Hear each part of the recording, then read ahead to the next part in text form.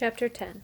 Rob was sweeping the laundry room when Willie Mae, the Kentucky Star's housekeeper, came in and threw herself down in one of the metal chairs that were lined up against the cement block wall. "You know what?" she said to Rob. "No, ma'am," said Rob. "I'll tell you what," said Willie Mae. She reached up and adjusted the butterfly clip in her thick black hair. "I'd rather be sweeping up after some pigs in a barn than cleaning up after the people in this place. Pigs at least give you some respect." Rob leaned on his broom and stared at Willie Mae. He liked looking at her. Her face was smooth and dark like a beautiful piece of wood, and Rob liked to think that if he had been the one who carved Willie Mae, he would have made her just the way she was, with her long nose and high cheekbones and slanted eyes. "What are you staring at?" Willie Mae asked. Her eyes narrowed. "What are you doing out of school?" Rob shrugged. "I don't know," he said. "What do you mean you don't know?" Rob shrugged again. "Don't be moving your shoulders up and down in front of me, acting like some skinny old bird trying to fly away. You want to end up cleaning motel rooms for a living?" Rob shook his head. "That's right. Ain't nobody wants this job. I'm the only fool Beauchamp can pay to do it. You got to stay in school," she said, "else you'll end up like me." She shook her head and reached into the pocket of her dress and pulled out a single cigarette and 2 sticks of 8-ball licorice gum. She put one piece of gum in her mouth, handed the other one to Rob, lit her cigarette, leaned back in the chair, and closed her eyes. "Now," she said, the scent of smoke and licorice slowly filling the laundry room, "go on, tell me why you ain't in school." "On account of my legs being all broke out," said Rob. Willie Mae opened her eyes and looked over the top of her glasses at Rob's legs. She said after a minute. "How long you had that?" "About 6 months," said Rob. "I can tell you how to cure that," said Willie Mae, pointing with her cigarette at her legs. "I can tell you right now. Don't need no doctor." "Huh?" said Rob. He stopped chewing his gum and held his breath. What if Willie Mae healed him, and then he had to go back to school? "Sadness," said Willie Mae, closing her eyes and nodding her head. "You keep all that sadness down low, in your legs. You not letting it get up to your heart where it belongs. You gotta let that sadness rise on up." "Oh," said Rob. He let his breath out. He was relieved. Willie Mae was wrong. She couldn't cure him. "The principal thinks it's contagious," he said. "Man ain't got no sense," Willie Mae said. "He's got lots of certificates," Rob offered. "They're all framed and hung up on his wall." "I bet he ain't got no certificate for sense, though," said Willie Mae darkly. She rose up out of her chair and stretched. "I gotta go clean some rooms," she said. "You ain't going to forget what I told you about them legs, are you?" "No, ma'am," said Rob. "What'd I tell you then?" she said, towering over him. Willie Mae was tall, the tallest person Rob had ever seen. "To let the sadness rise," Rob said. He repeated the words as if they were part of a poem. He gave them a certain rhythm, the same way Willie Mae had when she said them. "That's right," said Willie Mae. "You gotta let the sadness rise on up." She left the room in a swirl of licorice and smoke. After she was gone, Rob wished that he had told her about the tiger. He felt a sudden, desperate need to tell somebody who wouldn't doubt him, somebody who was capable of believing in tigers. Chapter 11. That afternoon, Rob was out in front of the Kentucky Star, weeding between the cracks in the sidewalk, when the school bus rumbled up. "Hey!" he heard Norton Threemonger yell.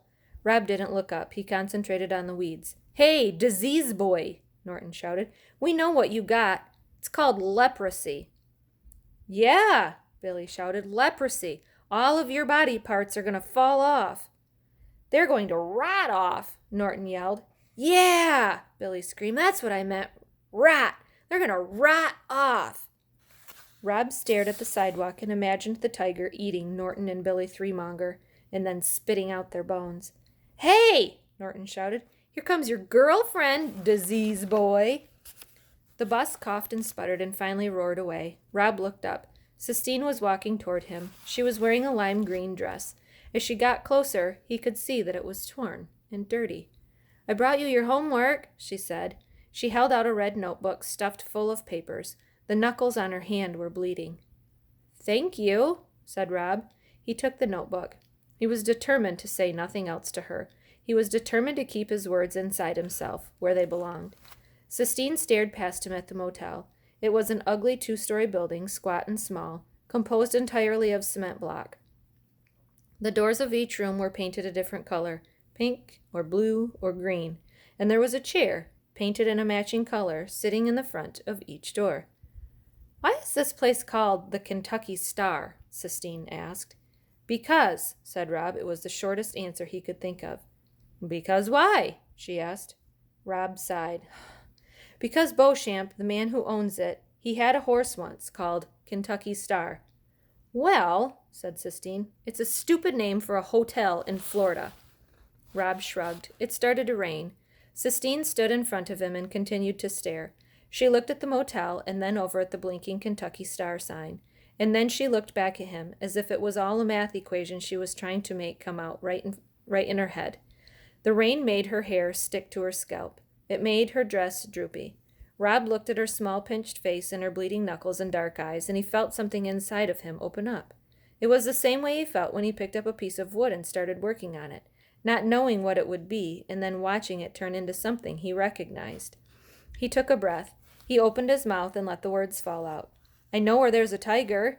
Sistine stood in the drizzly rain and stared at him, her eyes black and fierce. She didn't say, "A real one?" She didn't say, "Are you crazy?" She didn't say, "You're a big old liar." She said one word, "Where?" And Rob knew that he had picked the right person to tell. Chapter 12.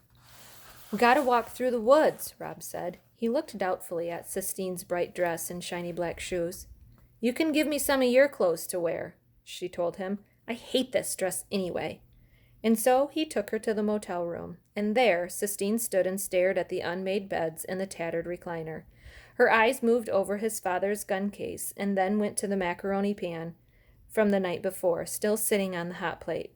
She looked at it all the same way she had looked at the Kentucky Star sign and the motel and him, like she was trying to add it all up in her head. Then she saw his carvings, the little wooden village of odd things that he had made. He had them all on a TV dinner tray beside his bed.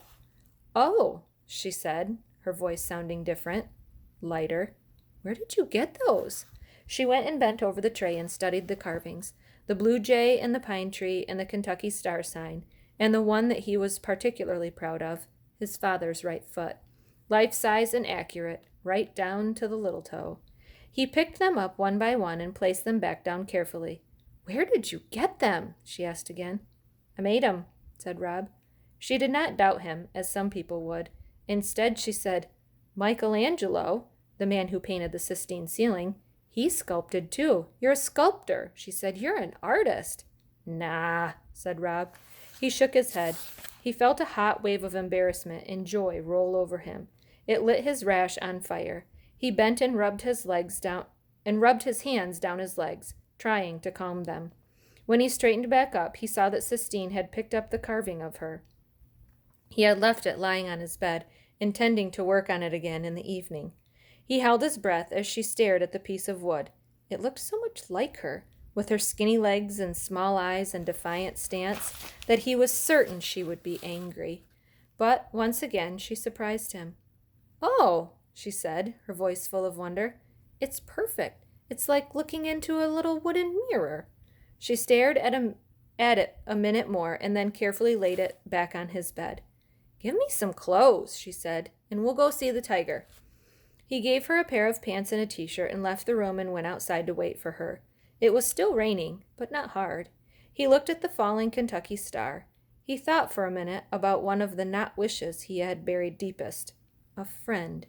He stared at the star and felt the hope and need and fear course through him in a hot neon arc.